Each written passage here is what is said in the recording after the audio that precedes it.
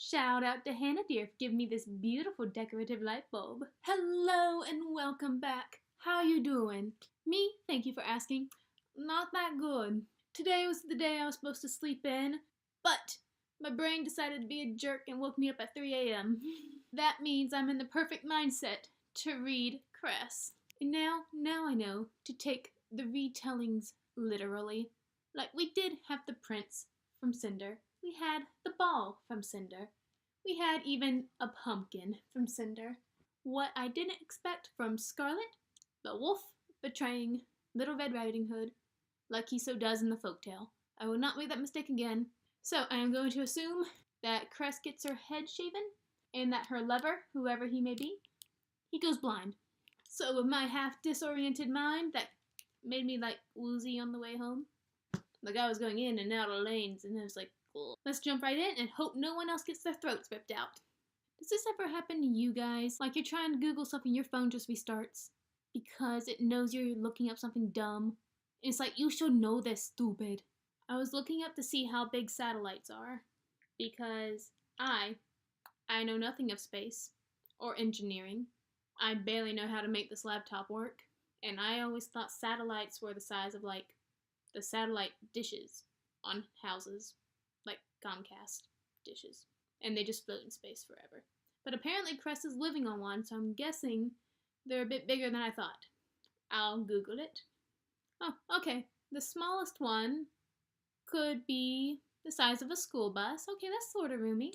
And weigh up to 6 tons. Wow. Some that are used briefly are 4-inch cubes and weigh about 2 pounds. So I wasn't mostly wrong. So Cress lives in a spatial school bus, basically. And I gotta say, the part that she shows up in Cinder was my least favorite part in the book. And I was sort of hoping Torin was the spy. But no, she was the hacker. And through her, Sybil, the Thamalage, she put the chip in Nancy. And she just cried too much. So hopefully Cress will redeem herself to me, because she didn't make a good, strong impression in the beginning. Oh, 2-book mystery solved. It's Cress that's cloaking the ships that are entering Earth. They're not using glamour, just good old-fashioned hacking. Wait, so Cress already knows Thorn. Are they gonna couple? I don't know if I like that. Oh, I don't. Or is she just in love with his pictures? So is Cress helping them in the last book? Like when Cinder was in her bedroom just saying, "We are invisible, we are invisible, we are invisible." And they got through Earth's atmosphere without any troubles. And Thorn was like, "You did it, you worked your glamour." And Cinder was like, "I don't think I did." It had to be Cress. It's the only thing that makes sense. I suspected this would happen. Ever since Scarlet, we found out how young Thorn was. Because when I first saw him, I thought he was about 30. Like, right at 30. But no, turns out he's 20. And when I read that in Scarlet, I'm like, that seems suspiciously young. Like a lover's age. I just don't want him to be in love. I'm not for it. But let's talk about a better couple. Wolf and Scarlet. Scarlet's a little afraid of him, which breaks my heart, but it's a little justified. I mean, he did rip out his own brother's throat, but what you gonna do? You can't have your cake and eat it. Actually, you technically could. If you eat your cake, you technically still have it, because you have it in your gut. Yep, I was right. It's Cress who was shielding them, because she's an actress. Like, she's literally telling herself, she's an actress, I'm an actress, I'm an actress, just so she can get the courage to talk to these people. Which I sort of get. You've been stuck in a satellite for a long time, but she's just so timid. And is she only helping these people because she only likes Thorn? Or because she really hates Lavanna? Or because she really wants to help Cinder? I don't know yet. Oh, thank goodness Kai's back.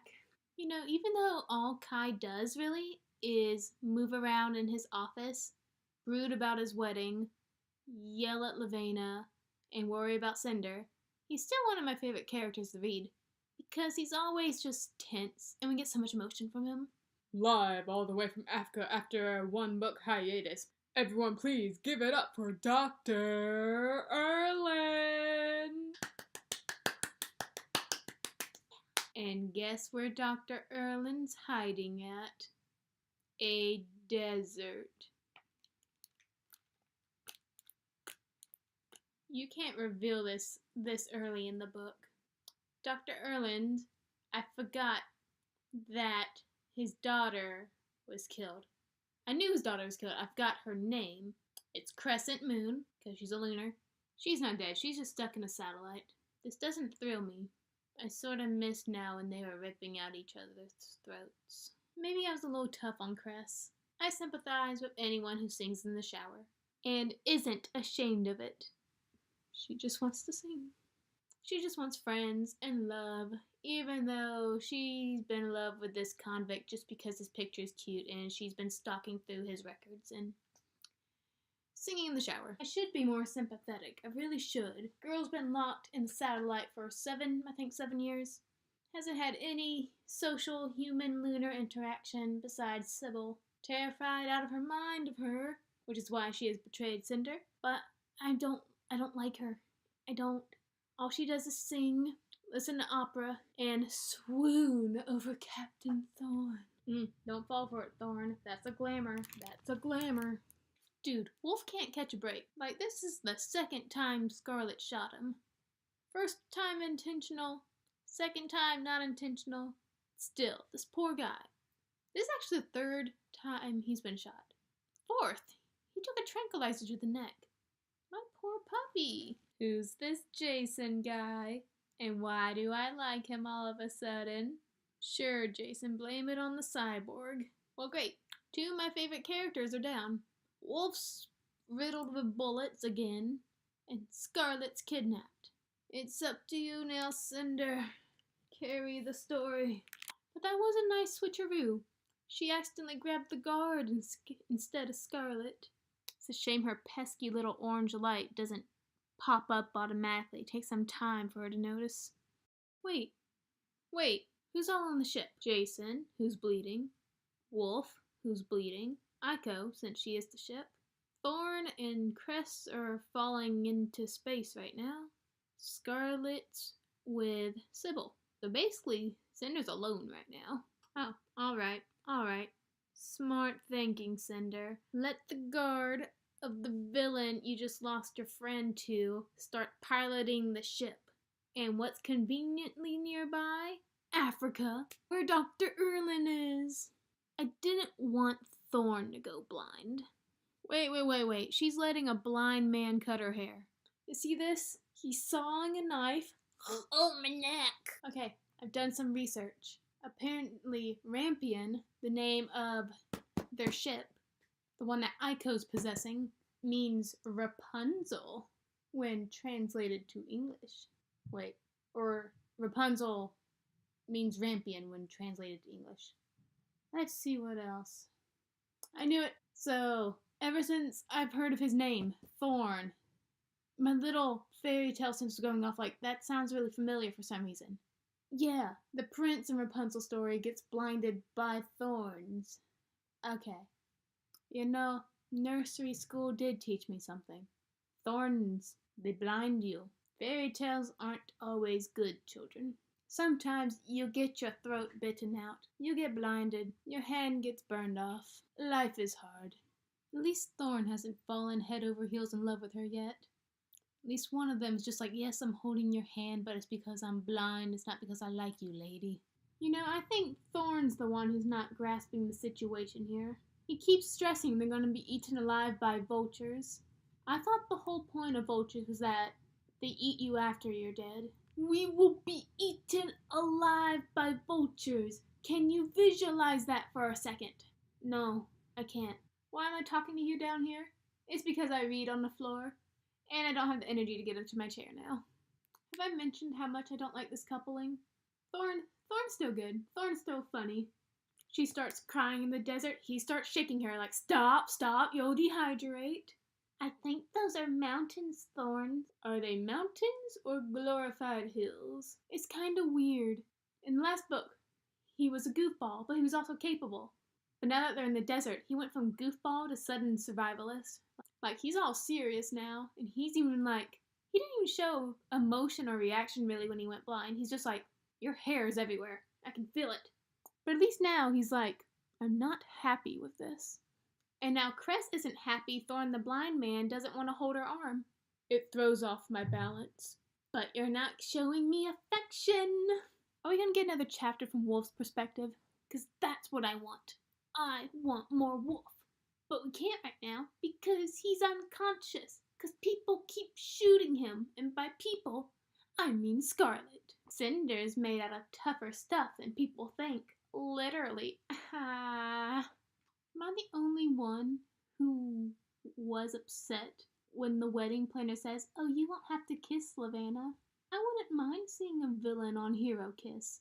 That would be epic. Like, dun, dun, dun. And they're just glaring at each other as their lips lock. Just hatred. Cinder just called Dr. Erlin, oh, a wrinkled one. I am so glad Thorn is being reasonable in this relationship. Captain, I think I'm in love with you. Aren't I like the first guy you've ever met? And yes, I am now completely on the floor. Losing energy. I had to make 10 batches of cookies today, and it was exhausting. He's just trying to get her to move. Yes, we're obviously soulmates. Come on, please, stand up. We're gonna die out here in the desert. So far, I think this might be my favorite scene in the book. Thorn's just rolling with it. Just going on and on. I'm going to die. I've lived my life all alone and I never kissed a boy once.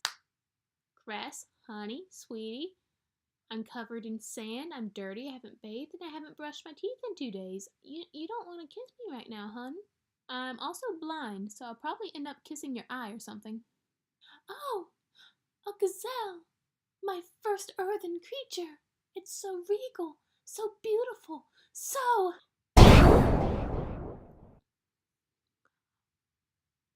Jason's a bit of a meanie pants, and I like it. Oh yay, Scarlet's on the moon. This should be fun. Escape attempts, moon people, maybe some wolf people. Maybe she'll find a shotgun and start shooting everyone like she shot the wolf. Uh-oh. Cress just found out that all the police reports she's been stalking Thorn through, they're mostly lies. And now her worldview is crumbling around the man she thought she loved. She still loves him, though. Insists that he is a hero. All right, Cress seeing a city for the first time is cute. Fun question. Would you let a blind man look at you in the bathtub? I mean, he can't see, but would it be a little uncomfortable just him? Would you do it? Who wants to bet, though, that he's been faking his blindness this whole time? Because he knew it would eventually lead to this. And he can see her in the bathtub. Well planned, sir, well planned. I had to go outside for a little bit to go feed my neighbor's cat. And it's a perfect full moon outside. I didn't howl. However, I did glare at it for 2 seconds before I realized what I was doing. Everyone, forget about Lavanna. Forget about Kai. Nothing is important anymore. We need to save Scarlet because Wolf is crying, okay? So the traitors that that Cress and Thorn met up with, are they Lunars? Because we know there's Lunars in Africa. And when they first met that guy, he seemed stumble over the word friend, my friends. Suspicion. Those traitors. They are traitors. They just kidnapped Cress. Oh, they just kidnapped Cress. And Thorn needs to push that girl out of his lap and go all Han Solo after her. Desert blind Han Solo. Oh, she's an escort droid, but they still don't belong on your lap. So if this doctor who's paying for lunar shells is Erlin, I'm pretty sure it's going to be Erlin, then I guess somehow a bunch of traffickers are somehow helping saving the world. Never thought I'd say that about traffickers, because without the traffickers, they wouldn't be on their way to Erland. And Erland's with Cinder and Wolf, and the gang will be reunited. Traffickers. I don't like traffickers. Points for Cress for at least attempting to kill a trafficker. At least that's what I think she tried to do. It says here, she just let out a guttural scream, and then they just picked her up like, "What are you doing?"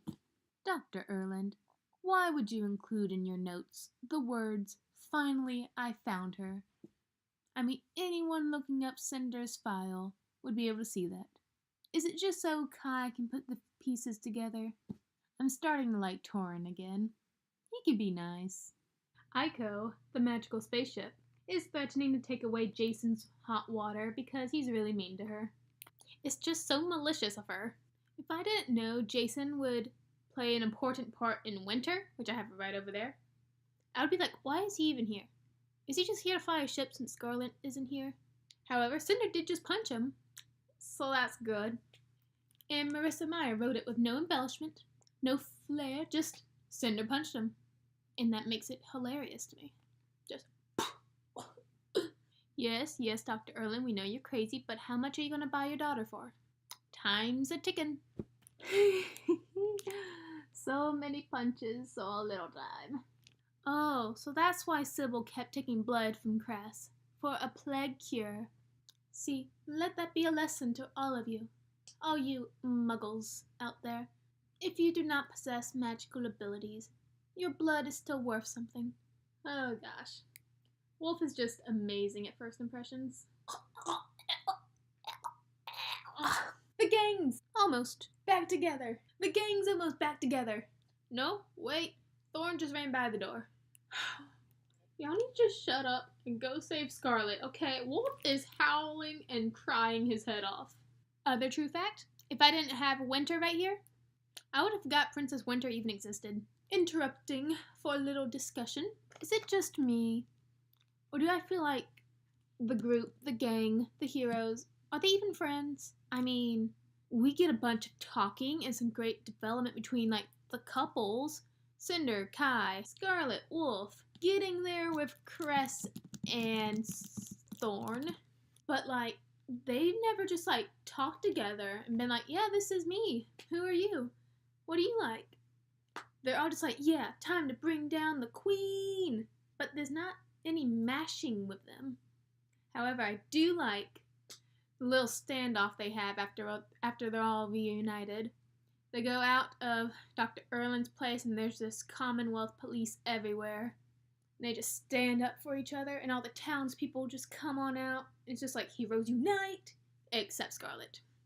And of course Thorn, he's like, someone grab my escort. He's staring empty-eyed at the pilot seat. And he's cradling a can of tomatoes. Oh my gosh. Oh. We have to kidnap the groom. Best idea ever. I like how Cinder is working her way through this morally gray area, using her powers for good for saving her friends, then using it a little selfishly. It shows that, hey, she's only human. Erland doesn't approve of his daughter's new boyfriend. Wolf, just lounging in his tuxedo on a couch, knocking guards out as they run past. Oh no. He's got the bruises. Doctor! Conspiracy confirmed. It is biological warfare. Stupid Lunars. Their stupid military smartness. Good tactics. It's shameful. Oh, I just had a shameful thought. So, they accomplished their mission. They got Emperor Kai. They're running for the Rampion. They get there. But who comes down out of the ramp? Mistress Sybil, the thaumaturge. She's got the little group surrounded. And then she says, leave His Majesty and the special operative, Wolf, alive. Kill the rest. And I was like, whew, good. Wait, what? I'm too attached to the two dudes. Cinder versus Wolf. Round 2. Who will win? Will it be our young rebel princess? Wolf. What? Wolf. You want him to win? Heck yeah. But he's under... I don't care. But he'll kill Cinder. Every cause needs a martyr. Kai will be the good of me outweighs the plenty. That made no... Next page. Hey kids, are you in the middle of a life-threatening battle? Are you about to face imminent death? Well, aren't you lucky, because now it's time to pick up that promise you made to a half-delirious girl in a desert millions of miles away from here. It's time for some good old kissing. Yes, this is how Carswell Thorne always wanted to go out. A gun in one hand and a gorgeous babe on the other. Duh, Thorne. Everybody knows you need consent before you open a cyborg's control panel. What in the world did Cinder do to Sybil? Ooh, yay, Scarlet's back! I still haven't decided if this is just some weird fever dream from having your finger cut off. Yeah, this isn't a fever dream. Winter's just crazy. The castle walls, they leak blood. Some nights I don't sleep well because I think the castle guards will eat me up when I'm sleeping. I only had 2 best friends. One turned into a pile of ashes. Girl-shaped ashes. Yes, yes, Kai. I too choked on my heart when I first met Wolf. You know what I admire about Kai the most? He's always so calm, and he's always so eloquent. We're on a spaceship! In space! You know, a lot of the drama between Cinder and Kai would just evaporate if she'd just say, oh, I just realized I was a lunar about a week ago, so there was no way I could have glamoured you. Problem solved. And now my counseling fee is $500. Thank you. Can I just say, flirting over cyborg eyeballs is actually really cute. Aww, they're kissing. Oh my gosh. Oh my gosh, yes. We're finally breaking out the animal army. The end. Weighing the merits. Why didn't we have a chapter or 2 from Wolf's perspective? I mean, we had everyone. We had Aiko. But what about Wolf? Winter better have at least 10 Wolf chapters.